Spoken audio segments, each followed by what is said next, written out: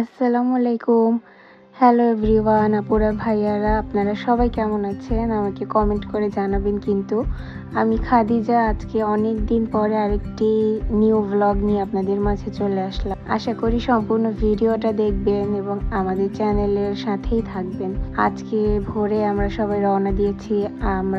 আমি আপনাদের ভাইয়া, আমার আব্বু এবং আম্মু। তো আমরা যাচ্ছি হচ্ছে ভোলার উদ্দেশ্যে। তো গাড়িতে করে লঞ্চ ঘাটে চলে এসেছি, ঢাকা সদর ঘাটে।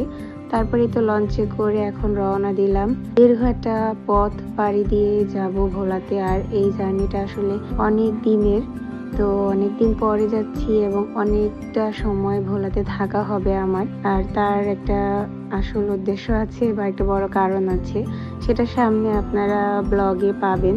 আর আজকের ব্লগে আপনাদেরকে আমি দেখাচ্ছি যে আমি, আপনাদের ভাইয়া, আমরা সবাই লঞ্চে করে কিভাবে যাচ্ছি এবং কতটুকু সময় লঞ্চে ছিলাম। আর লঞ্চ থেকে বাহিরের পরিবেশটা অনেক বেশি সুন্দর লাগছিল।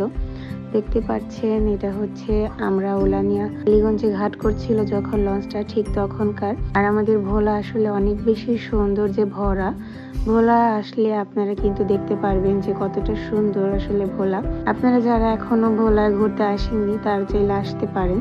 অনেক সুন্দর সুন্দর স্পট আছে আমাদের ভোলাতে ঘোরার জন্য। যাই হোক, ভোলা যাওয়ার যে মেইন উদ্দেশ্য বা যে কারণটা, সেটা আপনারা সামনের আগামী ব্লগগুলোতে দেখতে পারবেন। আর আমার আজকের ব্লগ ভিডিওতে আপনাদের সবাইকে জানাচ্ছি যে অনেক দিন যাবতে আমি ভিডিও দিতে পারছিলাম না, তাই সবাই জিজ্ঞেস করছিলেন কি অবস্থা, আমরা সবাই কেমন আছি। আলহামদুলিল্লাহ আমরা সবাই ভালো আছি।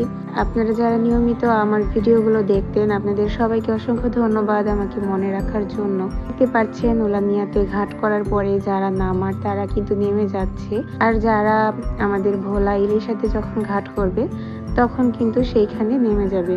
আর আমাদের গন্তব্য কিন্তু ভোলা ইলিশাতেই, আমরা কিন্তু এখানে কেউই নামবো না।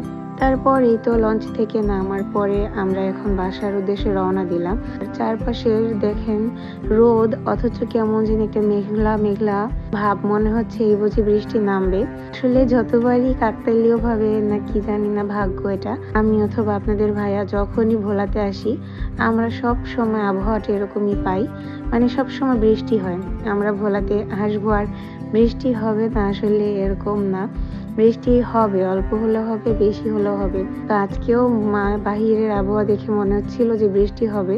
আর দেখেন আমাদের সামনে গাড়ির কাঁচটা ভিজে গিয়েছে, মানে বৃষ্টি হয়েছে কিছুটা, আবার হবে এরকম ভাব। এই যে রাস্তাটা আর এই যে পরিবেশটা, এটা আমার অনেক বেশি পছন্দের। আজকের ভিডিওটা এখানেই শেষ করছি, বাসায় চলে যাচ্ছি। বাসায় যাওয়ার পর নতুন ব্লগ আপনাদের মাঝে শেয়ার করার চেষ্টা করব। সবাই আমার জন্য দোয়া করবেন এবং আমাদের পাশেই থাকবেন। আসসালামু আলাইকুম, আল্লাহ হাফেজ।